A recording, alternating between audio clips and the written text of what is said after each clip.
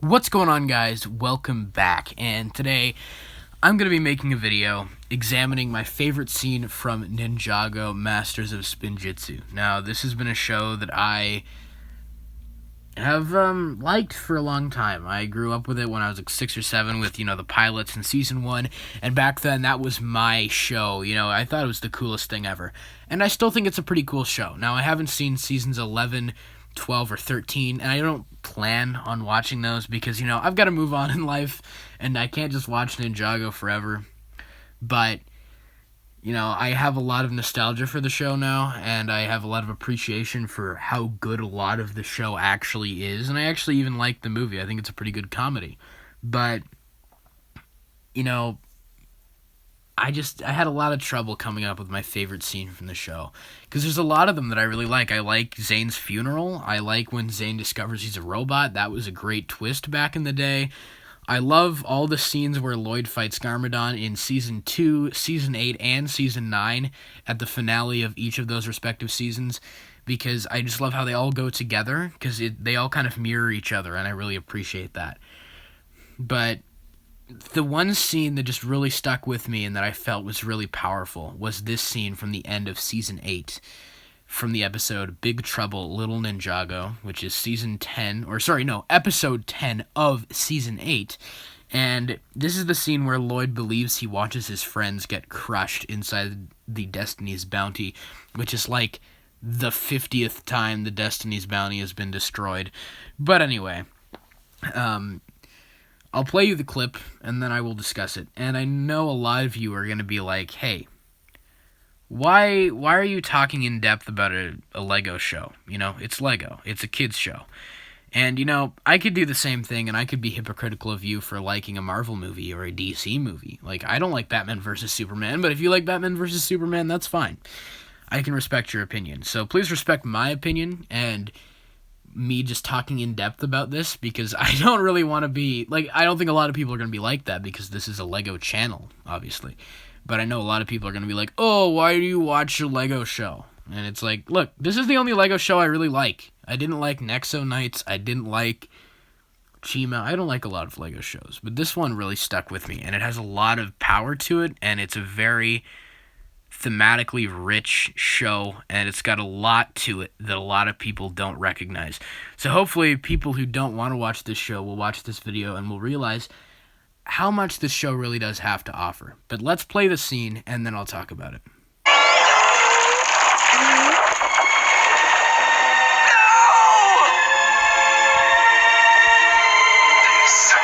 This is what I wanted, to see your father's return, and for you to lose everything.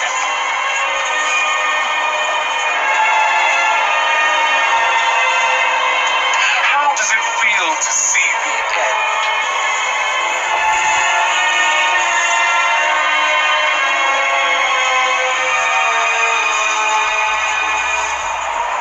No, I won't let it do to me what it did to you.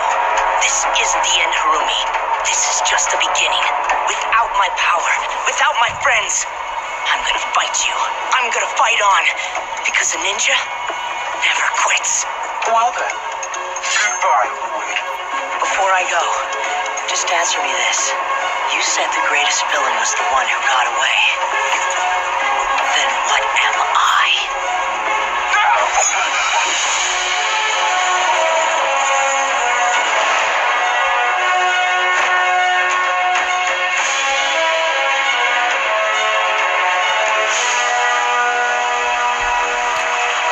Okay, so that's the scene. That's my favorite scene from Ninjago.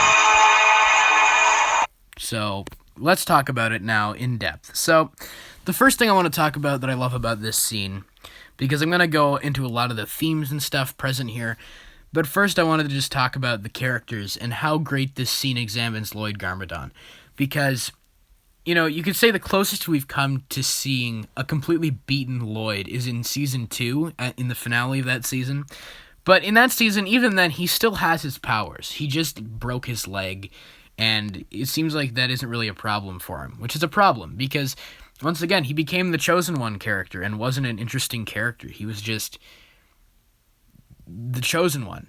He was not an interesting character, and I did not like Lloyd Garmadon. I never liked Lloyd before this scene, because I think I've already mentioned this, but a lot of characters in media or just in storytelling, the Chosen One character is not the most interesting character. I don't think Luke Skywalker was a very interesting protagonist. I think Frodo Baggins is not the greatest protagonist. I think Samwise Gamgee is a better protagonist. And I think Neville Longbottom is a better character than Harry Potter. But you can feel free to disagree with that.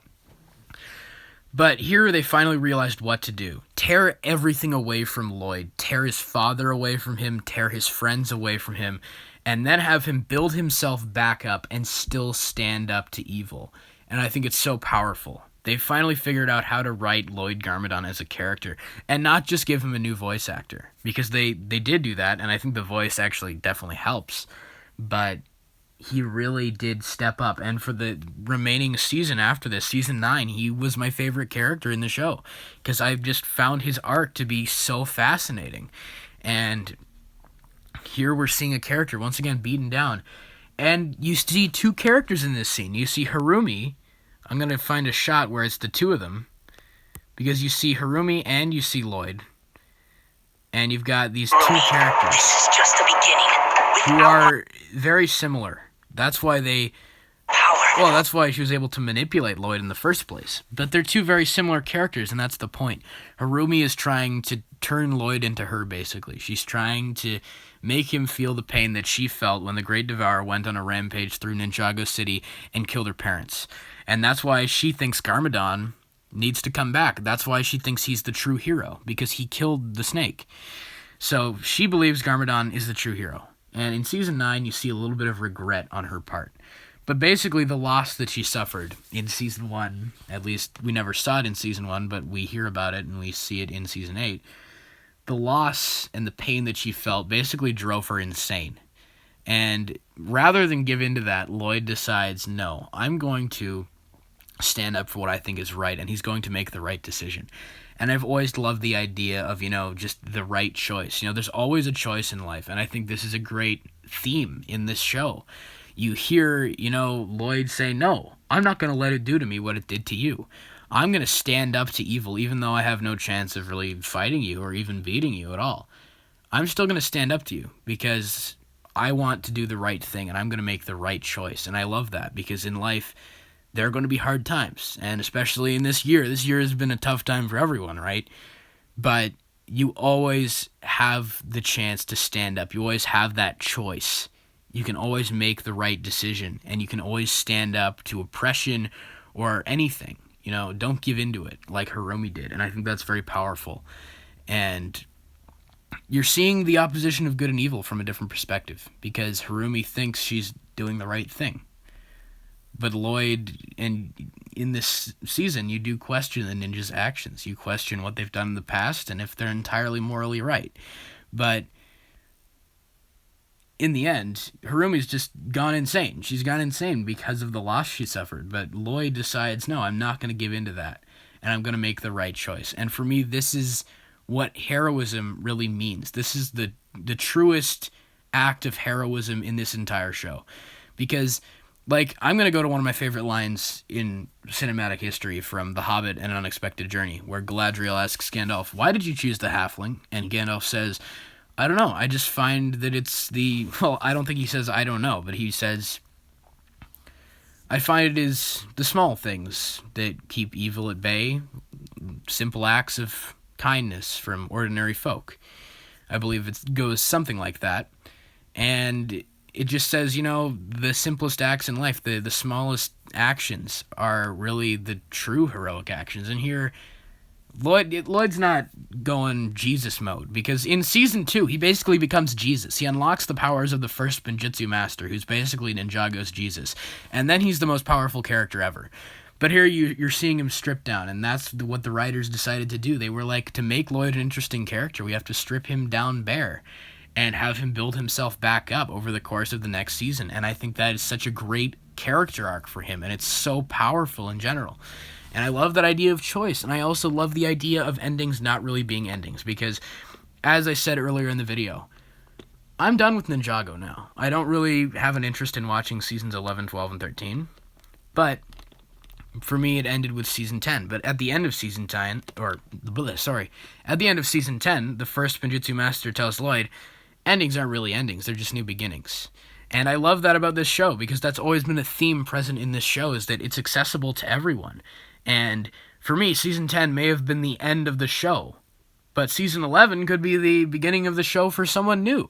I've always loved that, and I also love how this season still goes back to its roots. Like, it really tried to pull people back in after the Ninjago movie alienated a lot of fans, and season 7 and Day of the Departed, for a lot of people, those were some bad Ninjago content, or that was some bad Ninjago content. So they took it back to its roots. They explored Zane, they explored Cole, they went back to the flashbacks from the pilots and delved more into what the characters were going through at that point in time. They went back to the roots, and even here you're seeing when Lloyd jumps off the tram car, on the parachute is Wu's face, not his father's face.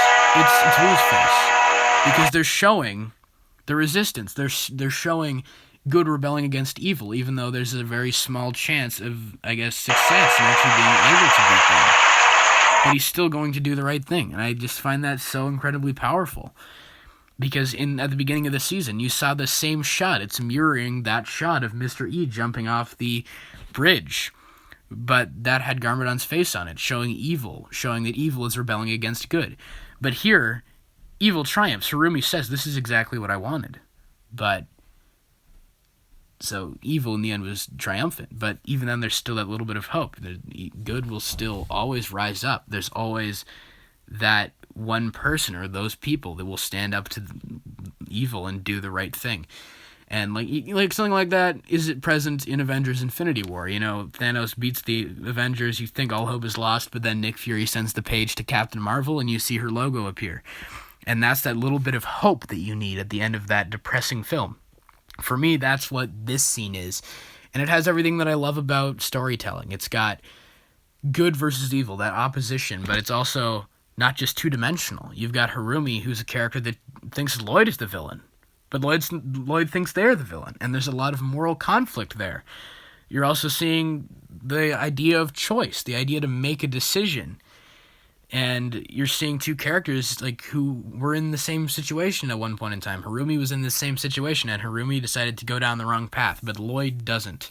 That's what makes them different, because Lloyd is willing to make the right choice, and I just find that so powerful. So that's what I love about this scene. That's why it's my favorite scene of the show. It's got all the themes that I love. It's got endings aren't really endings, they're just new beginnings. It's got the idea of choice, and it's got the theme of evil rebelling against good and good rebelling against evil, despite the odds not being in their favor. I love that. I love everything about this ending, and I think it's one of the best endings of the Ninjago series. I think it's probably the best conclusion to a season that we've gotten. I think season 9 may surpass it, but I'm not sure. It's a very close call, because it's, once again, season 8 and 9 as a whole are the best story from Ninjago, in my opinion. So that's it. That was me breaking down my favorite scene from Ninjago. Those of you who are Ninjago fans and have been with the show for a while, please let me know what your favorite scene from Ninjago is. And plus, if you like the movie, I mean, you can put in a scene from the movie. Why not? It's not canon to the show, but I mean, you can do whatever you want, really. It's just express your opinions in the comments. What do you think of this being my favorite scene? Do you think this was a good breakdown? What's your favorite scene? Just let me know all your thoughts in the comments below. And of course, as always, I hope you guys have a great day. Take care.